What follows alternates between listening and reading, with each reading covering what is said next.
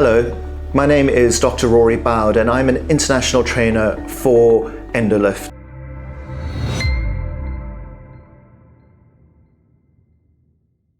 Today we're going to be talking about treatments and complications, specifically the marginal mandibular nerve, and how to avoid any complications associated with this. So let's understand firstly the anatomy of the marginal mandibular nerve.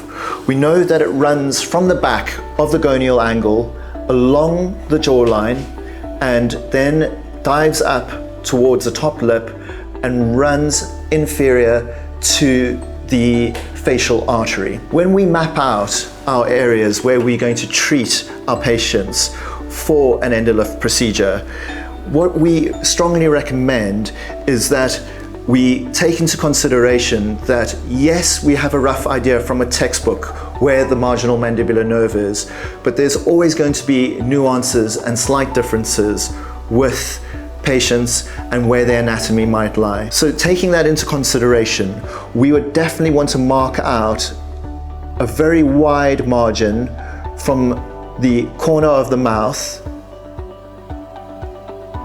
and we would want to place 2 fingers there so that we know we are very, very clear of any complication that might be associated to that nerve. So why is the marginal mandibular nerve such a big area that we would not want to go near? Well, it innervates a few different muscles, but the most important muscle is the depressor labii inferioris, which is the muscle which is responsible for keeping the mouth in a nice straight position. If we were to charge energy over the nerve and it was to irritate that nerve, we would get depression of the corner of the mouth, and the patient will complain that their mouth is drooping and they have asymmetry. This could cause problems with them, for example, having to drink a cup of coffee or tea, that they would find that they would be slurring or they would be spilling out the corner of their mouth. Now, although we worry about complications, and yes, we consent our patients for complications, and yes, complications do happen, it isn't a permanent complication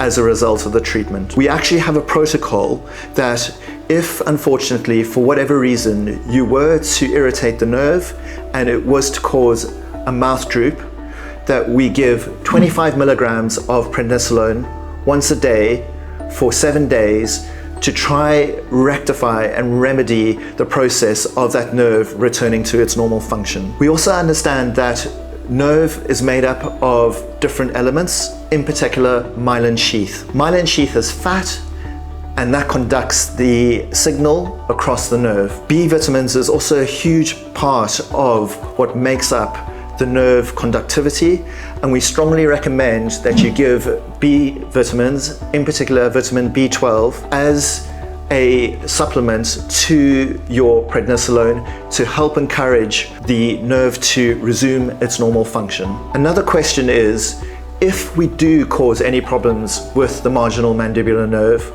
how long will it take to resolve if it's not permanent? Well, firstly, you need to reassure your patient that it will resolve. It is difficult to say because every patient is obviously an individual, but on average, it takes about 4 to 5 weeks for full restoration of the nerve back to its normal function. So the importance of this video is to highlight this complication, but also that when we deliver training, we make sure that you really understand the anatomical borders, and with the training, we limit any possibility of this complication arising. Now, complications do arise, and as aesthetic doctors, a lot of us tend to work in isolation, and it can feel quite daunting when we have a complication. The thing that I would like to say to you is, as a company, MediOracle and Euphoton, we have a wealth of international trainers, and we offer a close support network to help you and support you through any complication that you might experience, and help you with managing your patient so that they can return to normal function as soon as possible.